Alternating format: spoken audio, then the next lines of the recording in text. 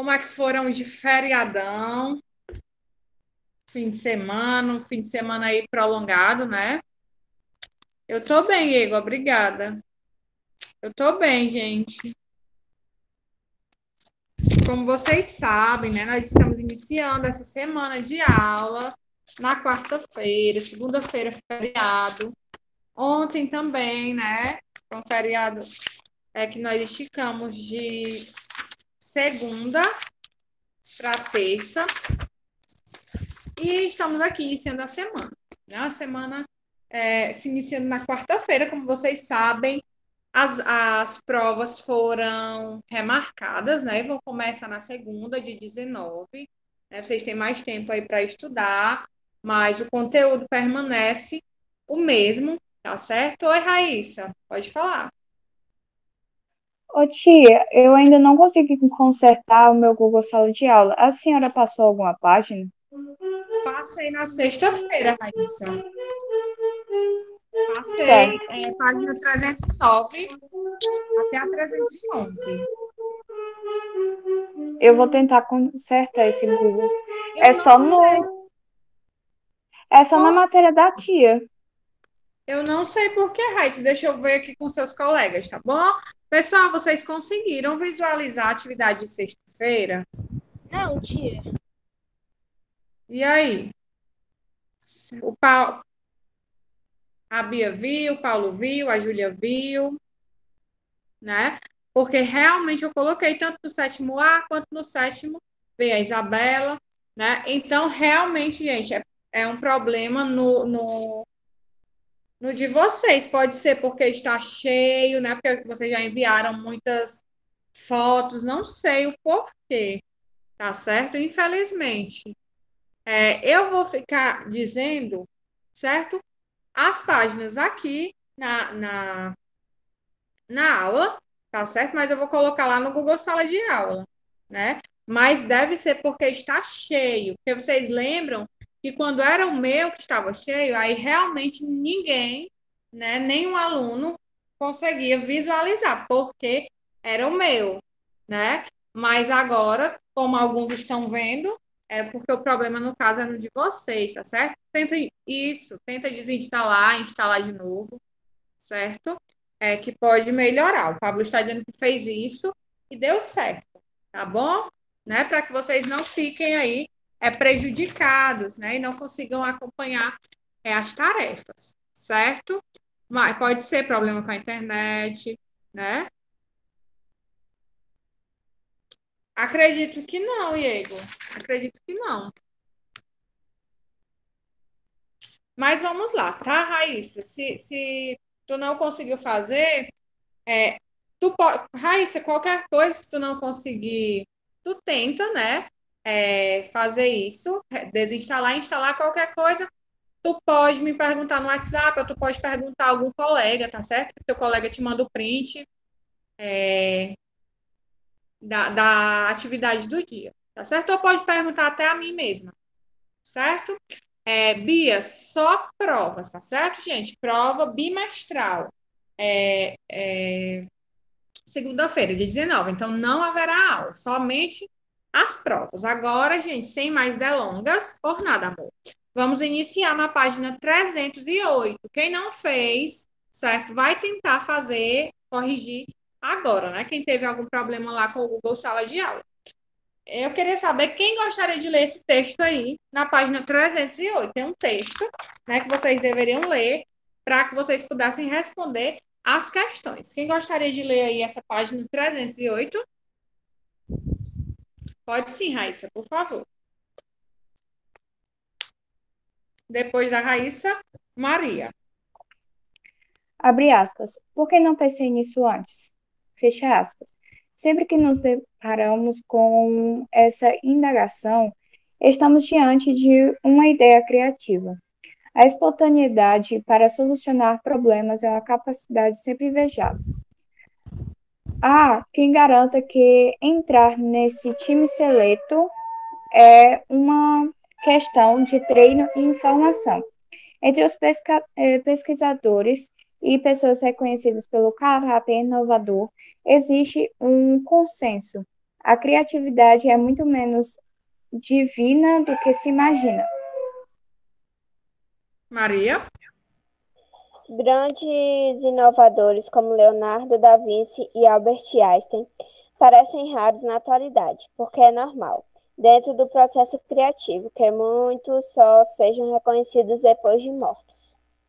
O processo criativo varia de pessoa para pessoa. Nas artes, por exemplo, a capacidade de retratar o cotidiano dos fidalgos e plebeus de uma forma original fez de Molière um gênio da comédia. Mozart se destacou pela ousadia de suas composições. Os heterônimos de Fernando Pessoa renderam obras com diferentes nuances do sarcasmo ao lirismo. Todos souberam trabalhar os elementos que tinham à disposição de uma forma que não havia sido pensada anteriormente. Muito bem. Então, um texto, né? Falando sobre o que, gente, aí, esse texto? Ele começa com uma indagação. Por que não pensei nisso antes? Para começar a falar aí do texto dele. E realmente, sempre que nós nos deparamos com algo que a gente acha bastante criativo, a gente usa, né, essa expressão. Por que é que eu não pensei nisso antes? Quando a gente vê um vídeo criativo, quando a gente vê uma ideia, qualquer ideia que seja, a gente tende, né, a pensar isso. Nossa, como eu não tive essa ideia antes?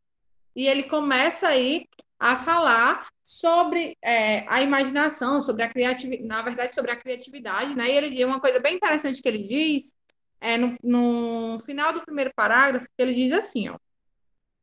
Entre pesquisadores e pessoas reconhecidas pelo caráter inovador, existe um consenso. A criatividade é muito menos divina do que parece. O que vocês entendem por essa frase, gente? A criatividade é muito menos divina do que parece. Vocês conseguem entender alguma coisa com essa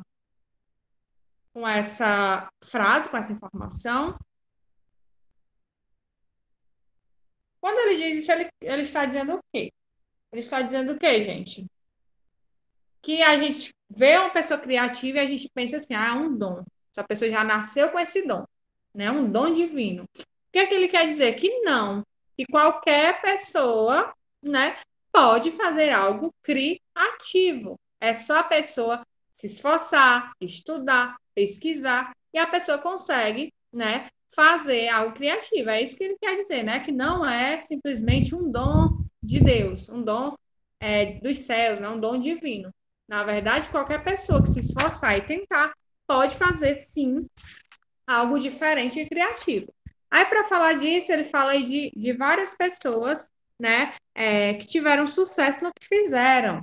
O Mozart, né, que tocava, fala do Einstein, do Leonardo da Vinci, dos heterônimos de Fernando Pessoa, que ficaram famosos. E ele diz outra coisa bem interessante também, que muitas vezes as pessoas só são reconhecidas depois que morrem, né? Depois que morrem, aí é que vão ver, nossa, o escritor tal era um gênio, né? Fulano de tal fez coisas magníficas, e muitas vezes isso é verdade. Depois que essas pessoas morreram, né, é que o talento delas, a genialidade, a criatividade delas foi reconhecida. Bem interessante esse editorial, nesse texto. Vamos lá, gente. Quem pode ler? As meninas que já leram, a Raíssa, Maria, podem ficar à vontade para ler novamente. E quem ainda não leu, né, pode ler também. Exatamente. Não é isso que ele realmente diz, né? Mas é isso que muitas vezes acontece, Riquelme. Mas às vezes a pessoa morre mesmo assim continua, né, sem ser lembrada. Ele está falando aí que acontece com algumas pessoas, né, que tem um talento incrível e esse talento só vai ser reconhecido depois que a pessoa já não está mais viva. E isso é verdade. Concordam ou discordam, né? É uma verdade. Verdade, Maria. Muitas vezes acontece isso mesmo.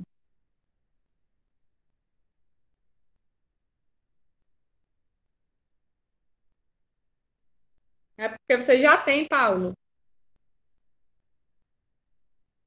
Vamos aí para a primeira questão, gente? Quem gostaria de ler? Vamos dizendo aí no chat que eu vou chamando na ordem, tá?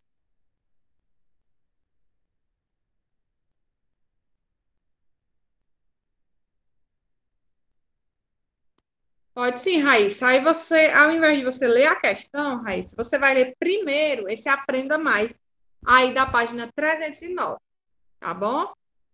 Aí depois nós vamos para as questões. Pode ler. Aprenda mais. Quando os vários tipos de inteligência se encontram. Leonardo da Vinci, 1452 a 1519, é também conhecido por habitar o imaginário cultural de várias gerações, tendo sua vida usada como referência em obras de diversas áreas, além do famoso filme/livro O Código da Vinci. Há, por exemplo, uma história em quadrinhos intitulada... Que nome é esse, tio? Chiaroscuro. A The Private Lives of Leonardo da Vinci, publicada pela Vertigo. Em outras situações, o inventor é retratado de forma mais subjetiva, assumindo facetas que vão levar além da verossimilhança, como em um episódio da série Futurama, dedicado a ele. Na ocasião, ele é retratado como um alienígena do planeta Vinci, ou quando participa da série de jogos eletrônicos Assassin's Creed.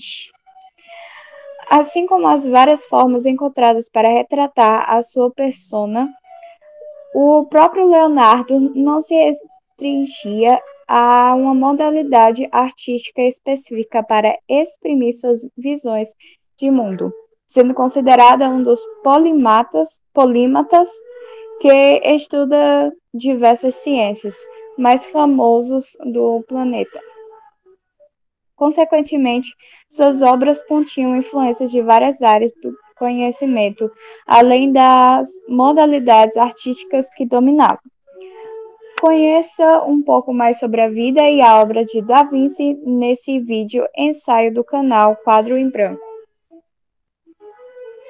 São só algumas informações, gente, aí, né, nesse Aprenda Mais que a Raíssa acabou de ler, sobre o Leonardo da Vinci, né? Sobre o livro, sobre um episódio que passou no Futurama em homenagem a ele, e um site, né, que fala um pouquinho mais sobre a vida dele, certo? Aí vamos agora para as questões. Vamos lá, questão número 1, página 309. Quem pode ler?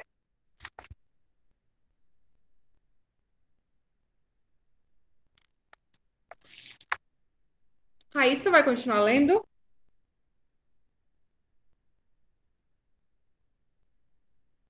Pode sim. Primeira questão. Podemos enquadrar esse texto como um exemplo de gênero textual? E aí, gente? Esse texto que nós lemos na página 308, a gente pode classificar ele como sendo de que gênero? Pode sim, Bia. Você lê a segunda. E aí, gente? Que classe não, desculpa. Que gênero textual nós podemos classificar esse editorial? Desculpa, esse texto. Gente, ele não é um editorial só por um detalhe, tá certo? Realmente ele parece muito com editorial, mas ele não. É o informativo, não é o gênero, tá certo? Mas tem um outro gênero que nós estudamos que é bem parecido com o editorial, com uma pequena diferença. O editorial, ele é assinado pelo quê? Dissertativo é o tipo, tá certo? O gênero, qual é o gênero? Vocês já estudaram esse gênero esse ano, né? Ele é bem parecido com o editorial, com uma pequena diferença. Isso, artigo de opinião, certo? Por que é que ele não é um editorial? É só por um detalhe, né? Quem é que lembra aqui? As características do editorial. Né? O editorial tem uma característica diferente do artigo de opinião. Lembram? Conseguem lembrar qual é? Quem sabe? Porque o artigo de opinião, ele é assinado pelo autor, não por uma revista. Exatamente. E já o editorial ele é assinado pela revista. E se ele for assinado por uma só pessoa, sempre vai ser pelo diretor, né, da revista. Já o artigo de opinião, não, isso mesmo, Maria. Às vezes não é assinado, e quando é assinado é pelo diretor, né, da redação, de onde aquele texto foi publicado, certo? Então, artigo de opinião. Bia, pode ler. A segunda. Oi, tia, boa tarde. A senhora está Oi, conseguindo amor, me boa ouvir? tarde. Estou sim, perfeitamente. Pode ler. Ok. Nesse texto, o autor segue uma tática muito parecida com a que seguiu o autor do texto Inteligências. Explique. E aí, vocês lembram, né, que nós lemos aquele texto Inteligências e algo que aquele texto tem, esse texto aqui também tem, né? O que é, gente? O que foi que o autor daquele texto, Inteligência, daquele editorial que nós lemos, né? Com o título Inteligências, tem em comum com esse texto? Tanto nesse texto a gente vê isso, quanto no texto Inteligências também. O que é? As opiniões, mas eles usam, para defender essas opiniões, eles usam fatos bem Teses e argumentos. usam as teses e os argumentos. E nessas teses e argumentos eles usam exemplos. Exemplos de quê, gente? Realmente, eles usam as opiniões, as teses, os argumentos, mas eles usam algo parecido, né? Que é o que eu quero que vocês lembrem. Nesse texto, tem algo bem parecido com aquele. Exatamente, né? Isso, Raíssa e Maria. Pessoas, né? Eles usam nomes de pessoas que foram reconhecidas, de pessoas importantes, de pessoas que fizeram a diferença, né? E são conhecidas hoje, até hoje, pelo mundo todo. Então é isso, tá certo? Eles usam argumentos, certo? E usam como exemplo para defender essas teses, essas opiniões, pessoas que foram importantes, grandes nomes, né? Que foram importantes no mundo todo, que são importantes até hoje. Aí vocês vão colocar isso com as palavras de vocês, tá? Vocês podem explicar isso com suas próprias palavras.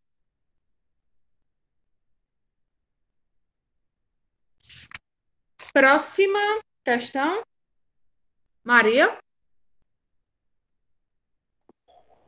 Terceira questão. Como vimos, o mais produtivo inventor de todos os tempos, Thomas Edison, dizia que a criatividade consiste em 1% de inspiração e 99% de transpiração. Transcreva desse texto uma frase que confirme esse posicionamento. Vamos lá. O Thomas Edison dizia o quê? Que a criatividade é 1% inspiração e 99% transpiração. O que é que ele queria dizer com isso? Criatividade é 1% de inspiração e 99% de transpiração, de suor. O que é que ele quer dizer com isso? Que você precisa trabalhar para que o seu isso dê certo. Exatamente, que não é só ter criatividade, você tem que trabalhar, você tem que ir atrás, você tem que suar, como diz, né? Suar a camisa para conseguir alguma coisa. Não é somente inspiração, você tem que se esforçar. Aí vocês vão ter que fazer o quê? Ainda não, Maria. Vocês vão ter que fazer o quê? Pegar uma frase aqui desse texto que confirme isso. Vamos lá.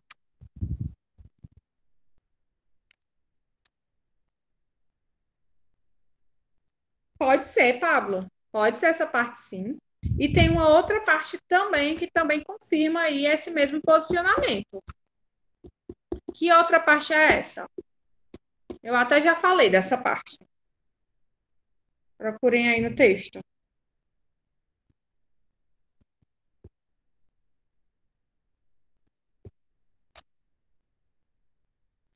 Tem outra parte. Essa parte que o Pablo colocou também confirma, né, esse posicionamento.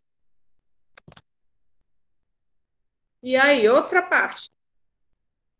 Exatamente, Bia. A criatividade é muito menos divina do que se imagina.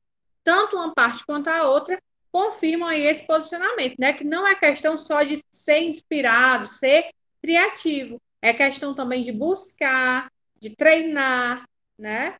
De ir atrás de conseguir os seus objetivos. Então, tanto a parte que o Pablo colocou, vocês podem colocar, quanto a parte que a Bia colocou. Ok? Aí vamos aí à quarta questão. Vou chamando quem já leu, tá? Se alguém mais quiser ler, me diz aí no chat. Raíssa lê a quarta, Bia lê a quinta e Maria lê a sexta questão. Vamos lá, Raíssa. Quarta. Segundo o texto, o que levou homens como Molière e Mozart a se tornarem tão célebres? E aí, gente? Segundo o texto, o que foi que levou essas figuras, né, tão importantes a serem importantes como se tornaram? Por O que causa da aconteceu para essas pessoas? criatividade, Não deu para entender, Walter. por causa da sua criatividade. Por conta da sua criatividade. E com essa criatividade, o que foi que eles fizeram? Né? Será que no uso aí dessa criatividade que eles tinham, da inteligência que eles tinham, eles fizeram o quê? Eles fizeram coisas que não tinham sido pensadas anteriormente, né? Eles usaram a criatividade deles, senso de humor, Para inovar algo. para inovar, né?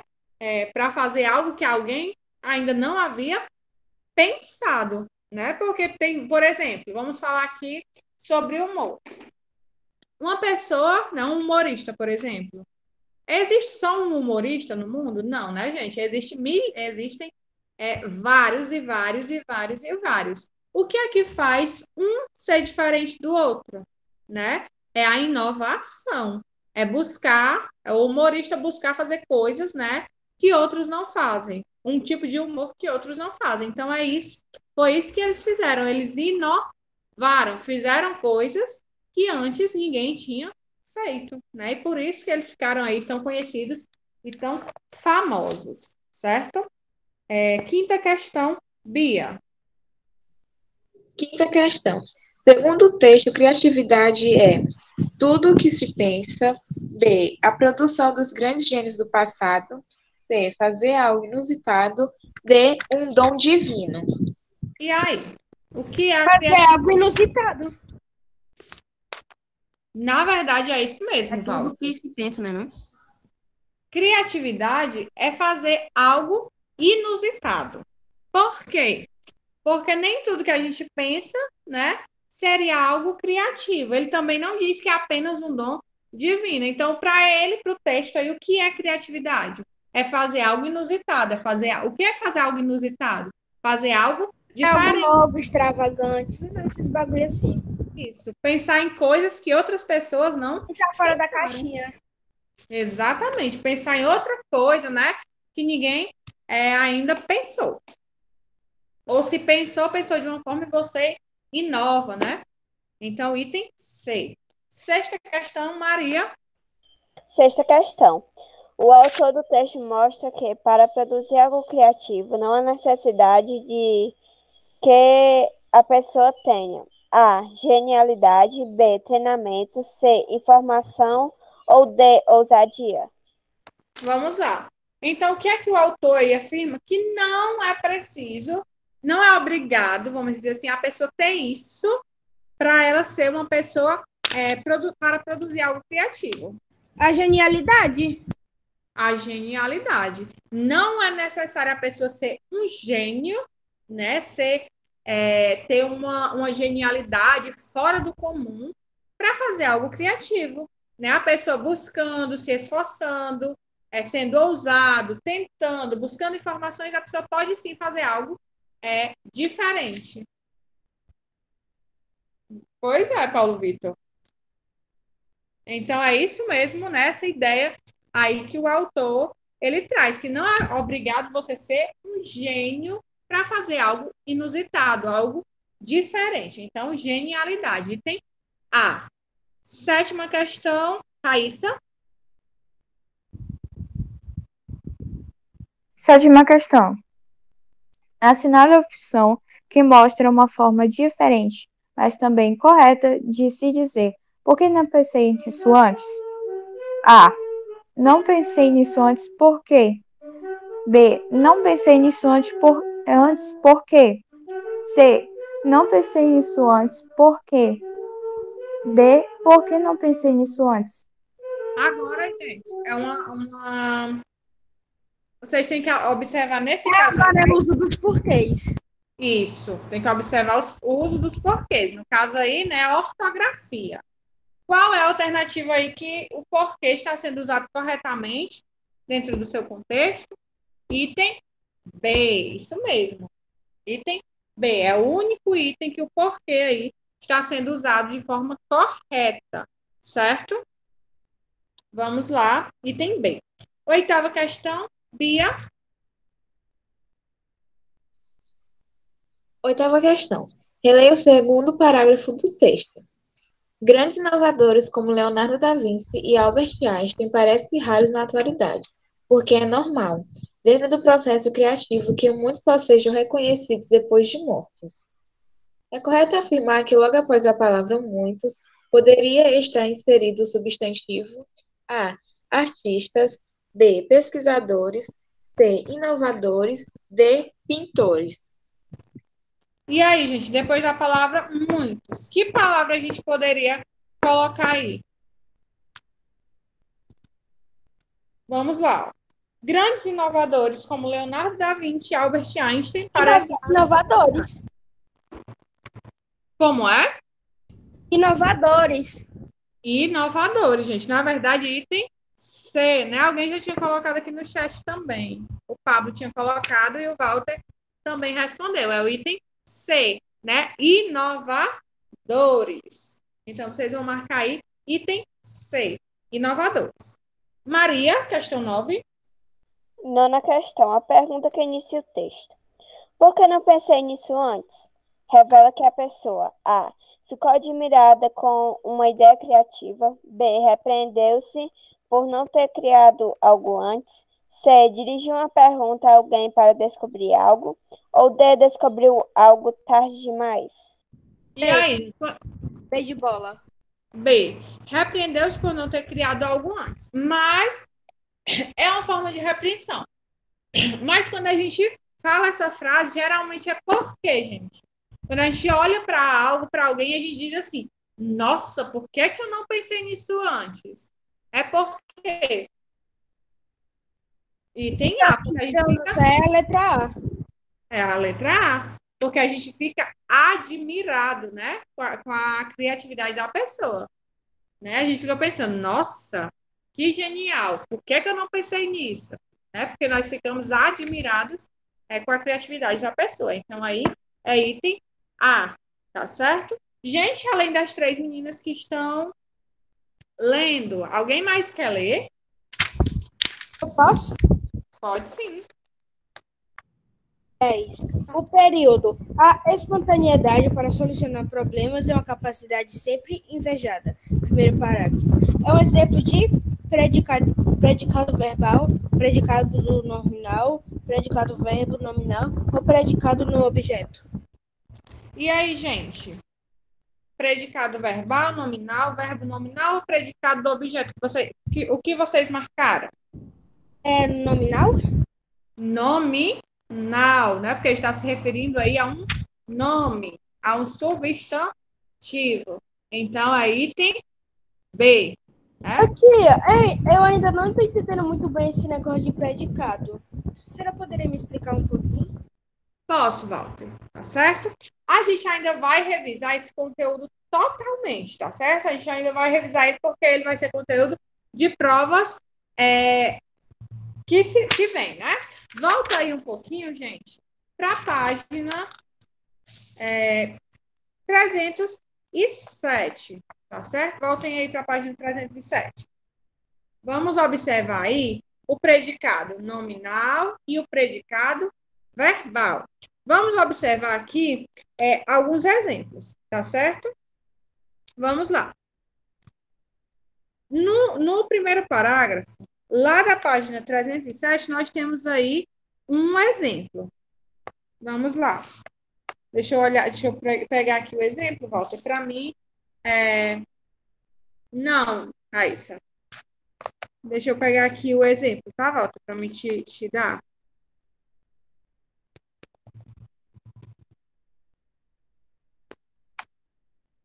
Vamos lá. Quando eu digo assim, Walter, ó, no primeiro exemplo que tem aí da tirinha. Pai, você sujou a manga da camisa, né? A frase está estruturada aí.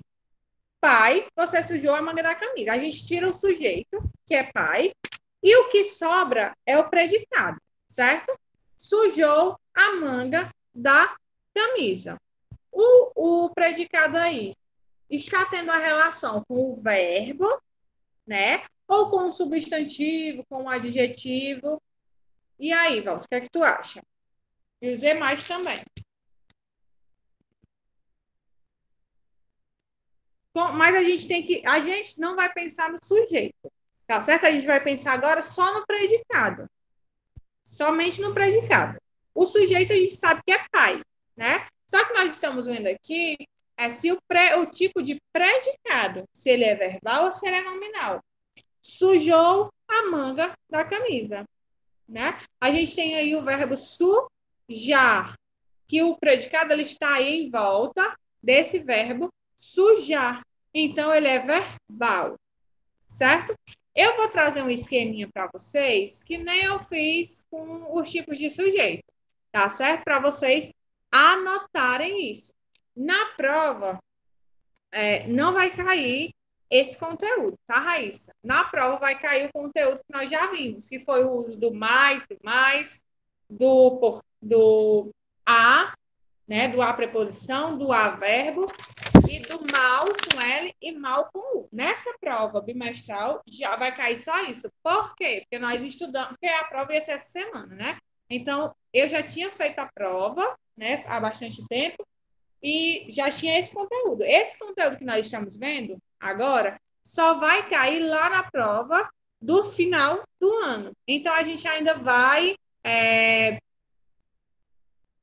revisar, tá certo? Eu ainda vou trazer para vocês o esquema para vocês copiarem no caderno, ok? O conteúdo dessa prova realmente está super, super tranquilo, ok? Então, não se preocupem, tá? A gente vai revisar isso aqui, mas não vai cair isso agora na prova bimestral do nosso terceiro bimestre, tá? Vai cair só no quarto bimestre, lá na prova, na última prova, ok? E a gente também vai fazer uma revisão, tá certo? Do conteúdo da prova, gente.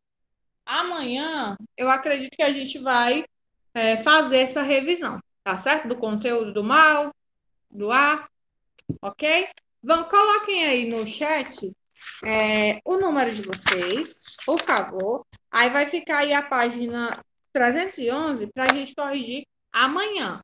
Hoje, gente, não tem atividade de casa, tá bom? Hoje não tem atividade para casa, ok? Boa tarde, gente. Cuidem-se. Fiquem com Deus. Um beijo e tchau, tchau. Tchau, tchau.